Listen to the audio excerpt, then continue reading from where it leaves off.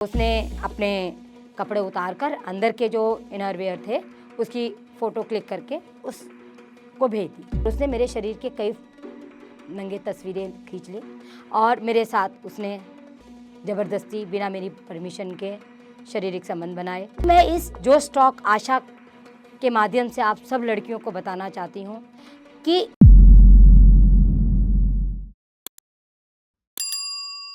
एक 15-16 साल की लड़की थी, उसके हाथ में मोबाइल था और उसने इंटरनेट के ज़रिए फेसबुक पर अपना आईडी बनाया और अपनी पूरी डिटेल दे दी उसमें।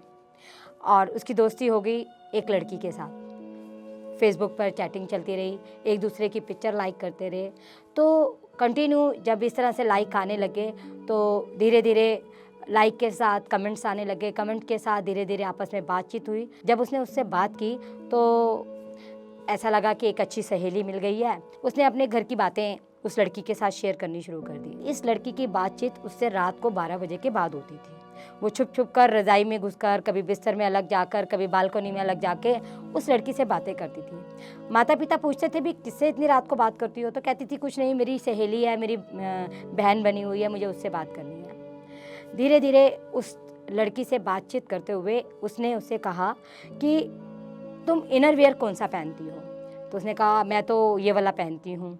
तो उसने कहा अच्छा, मगर मैं तो ये वाला पहनती हूँ, ये मुझे अच्छा नहीं लगता, तुम मुझे अपना इनरवियर दिखा दो, मैं मार्केट से वैसे ही ले आऊँगी।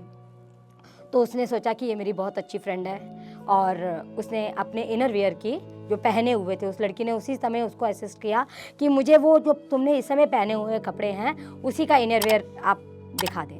तो उसने अपने कपड़े उतार कर अंदर के जो इनरवियर थे उसकी फ़ोटो क्लिक करके उसको भेज दी। विश्वास था, सहेली थी और लड़कियों में क्या शर्म, इसलिए उसने भेज दी। धोखे में आ गई क्योंकि ये विश्वास एक दिन में नहीं, कई महीनों से उसने ये जीता था। जब से ही वो फ़ोटो उसने भेजी, उसके नेक्स्ट अगले दिन उस लड़की का फिर दोबारा फ़ोन आया, क्या कर रही हो? उसको ना आज हम वीडियो कॉलिंग पे बात करें।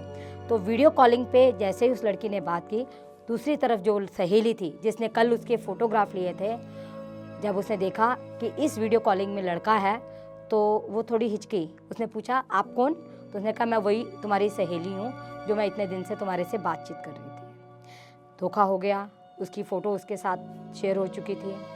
उस लड़के ने कहा कि कल तुम मुझे मिलो, वहाँ पे कहीं एक जगह का नाम बताया, अगर तुम नहीं आई तो मैं तुम्हारी ये नंगी तस्वीर सब जगह भेज दूँगा। लड़की बहुत घबरा चुकी थी, माँ बाप का उसने कहना नहीं माना था। अगर अब माँ बाप को बताती तो माँ या बाप कोई भी उससे डांटता। इस डर के मारे वो चुपचाप सोचती रही। वो उस दिन नहीं गई। रात को फिर फ़ोन आया कि तुम आई नहीं, और अब के नहीं आई तो मैं फ़ोटो तुम्हारी फैमिली वालों को भेज दूँगा और मैं उनको बता दूँगा कि तुम ये रात को करती हो। क्योंकि विश्वास से उसने अपनी फैमिली के भी कई नंबर उसके साथ शेयर किए हुए थे। अब वो लड़की बहुत घबरा चुकी थी कि अब मैं अपने परिवार वालों को शक्ल नहीं दिखा पाऊँगी, मेरे परिवार वाले क्या सोचेंगे। वो इतनी घबरा गई थी, उस लड़के ने उसको कहा कि अगर तेरे परिवार वाले इस बात को छुपा लेंगे, मेरे पास तेरे रिश्तेदारों का नंबर है, मैं वहाँ पे भी शेयर कर दूँगा। अब डरना लाजमी था। वो लड़की अगले दिन उसके बताए स्थान पर चली गई। वहाँ लड़के ने उसको कुछ जैसा लड़की ने बताया कि मुझे नशीली चीज़ खिलाई और उसके बाद मुझे कुछ होश नहीं था और उसने मेरे शरीर के कई नंगे तस्वीरें खींच ली और मेरे साथ उसने ज़बरदस्ती बिना मेरी परमिशन के शारीरिक संबंध बनाए, यौन शोषण किया और अब मैं उसके जाल में फंस चुकी हूँ। वो रोज़ आए ना कभी मुझे कहीं बुला लेता है और मेरे साथ वो सेक्स करता है। माता पिता को पता चली कि हमारी लड़की किसी के जाल में फंस चुकी है तो माँ बाप ने फैसला लिया कि हमें ये बात पुलिस को बतानी चाहिए और उन्होंने खुद आकर अपनी बेटी की इस बात को बताया। जब इन्वेस्टिगेशन हुई, उस लड़की को बताया गया कि डरने की ज़रूरत नहीं है, आप ये सब बात क्लियर बताइए और कहा कि आज उस लड़के का जब फ़ोन आए तो आप वैसे ही जाना जैसे वो आपको बुलाता है। उस आदमी ने जब उसको बुलाया, एक पार्टी बिल्कुल सिविल ड्रेस में वहाँ पे गई और उसको वो दबोच लिया। वो लड़का जब पकड़ा गया तो ये पता चला कि वो इसी लड़की के साथ नहीं, ऐसे कई लड़कियों के साथ वो इस तरह की हरकत कर चुका है। तो जो आज अनजान लड़कियां इस तरह के केसेस से जूझ रही हैं, लोगों के साथ, अनजान लोगों के साथ फ्रेंडशिप कर लेती हैं, चाहे वो धोखे से ही हो गई, और अपने माँ बाप से इन चीज़ों को छुपाती हैं, वो अपराध की तरफ दलदल में खुद तो फंसती हैं, बल्कि और लड़कियों के लिए भी रास्ता खोल देती हैं कि वो भी इस तरह से इस्तेमाल हों।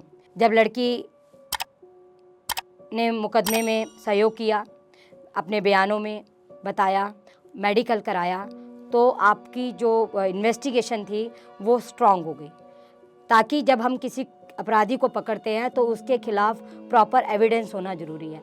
लड़की को सहयोग करना चाहिए कि जब इन्वेस्टिगेशन हो तो वो लड़के ने उसको किस नंबर से फ़ोन किया, कौन से जगह बुलाया, कहाँ पे रिलेशन बनाए, टाइम क्या था उस समय। जब इस तरह की आप सारी इन्फॉर्मेशन देते हैं तो आपकी जो केस है वो स्ट्रांग होता है। तो मैं इस जोश टॉक आशा के माध्यम से आप सब लड़कियों को बताना चाहती हूँ कि आपको अगर फ़ोन या इंटरनेट या कोई इस तरह की फैसिलिटी मिलती हैं तो उसको सही तरीके से इस्तेमाल करें। आज साइबर से बहुत से क्राइम हो रहे हैं, उसमें आप बहुत जल्दी फंस जाते हैं। अपने आप को बचाने के लिए, अपने आप को सेव करने के लिए ऐसी कोई ऐप यूज़ ना करें, ऐसी कोई भी इंटरनेट को यूज़ ना करें जो आगे जाके आपको धोखा दे दे। कोई लड़की बनकर अगर आपके साथ दोस्ती कर रहा है, आप उसको नहीं जानते, तो आपने सबसे पहले उसको अपना फ़ोन नंबर नहीं शेयर करना। किसी के कहने पर, किसी के बुलाने पर आपने नहीं जाना। अगर गलती से जिस उस लड़की की तरह उसने अपने इनरवियर, आप इनरवियर की फ़ोटो अपने शरीर के साथ क्यों दी? सबसे बड़ी गलती आपने ये की। अगर आपने अपनी किसी सहेली को उस इनरवियर के बारे में इंफॉर्मेशन देनी थी तो आप सिर्फ अलग से कपड़ों की तस्वीर खींच के भेज सकते थे, आप उस ब्रांड के बारे में बता सकते थे, आप उस लड़की को ये बता सकते थे कि मैंने इस शॉप से ये परचेज़ किया है। ये आपकी सेफ्टी थी। दूसरी बात, किसी के भी बुलाने पर आप कहीं भी चले जाते हो या कोई आपको ये बताता है कि मैं ये पिक्चर वायरल कर दूंगा, तो नेचुरल वो किसी सिस्टम को तो यूज़ करेगा ही। उस सिस्टम को पकड़ाने के लिए बहुत से दिल्ली पुलिस के ऐसे ऐप हैं, साइबर की ऐसी कई इन्फॉर्मेशंस हैं जिससे हम अपराधियों को पकड़ सकते हैं। तो ऐसे अनजान लोगों से दोस्ती नहीं करनी जो आपका इस्तेमाल करें, आपके शरीर के साथ खेलें और सिर्फ आपको बर्बाद करना चाहें। मैं जोश टॉक आशा के माध्यम से आपको बताना चाहूँगी कि अच्छा दोस्त वही होता है जो सिर्फ आपको, परिवार को और आपके सभी लोगों को मालूम हो कि ये आपका दोस्त है, और जो लोग दोस्त नहीं होते, आपको इस्तेमाल करते हैं, वो आपके घर के नुक्कड़ तक आपको छोड़कर चले जाते हैं। दोस्ती उन्हीं से कीजिए जो इंसान अच्छा हो। एक लड़की सही मायने में बता सकती है कि ये मेरे को किस नीयत से देख रहा है, ये मेरे से किस नीयत से बात कर रहा है। और जो अच्छे दोस्त होते हैं, जैसे ये 15-16 साल की लड़की रात को 12-1 बजे बात करती थी, और उस आदमी में एक ख़ास बात ये भी थी कि वो फ़ोन उससे करवाता था, खुद कभी नहीं करता था।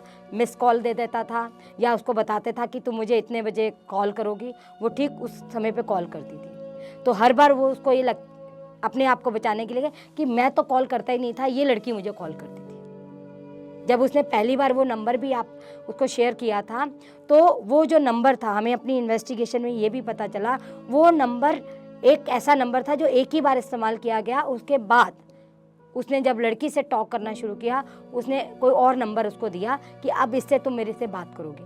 कभी उसे ये कहता था मैं कॉल नहीं कर सकता, तुम ही मुझे कॉल कर सकती हो, मेरे यहाँ पे पैसा नहीं है, रिचार्ज नहीं है। मतलब कि वो इतना इमोशनल कर देता है कि लड़कियाँ उनकी बातों में आ जाती हैं। इन चीज़ों से बचें। माता पिता जो आपको डायरेक्शन देते हैं उसको आप सुने, अपनी हर बात उनको शेयर करें। अगर आप गलती से किसी चीज़ में फंस गए हैं तो आप उसी तरह से उनसे मदद मांगें जैसे आप और चीज़ों के लिए मदद मांगते हैं। जैसे आप नए कपड़ों के लिए कहते हैं कि हमें चाहिए, वैसे हक से उनसे ये भी कह सकते हैं कि ये गलती मुझसे हो गई है, और अगर ये गलती हुई है तो इसको छुपाएं नहीं, इसको आप पुलिस में कंप्लेंट करें। पुलिस आपके साथ है, कानून आपके साथ है। ऐसे अपराधी आज आपके साथ ऐसा कर रहे हैं, कल किसी और के साथ करेंगे। जय हिंद। जोश टॉक के साथ आशा में मैं आपको जो बताया, मुझे उम्मीद है कि आप इस बात को ध्यान रखेंगे। जय हिंद।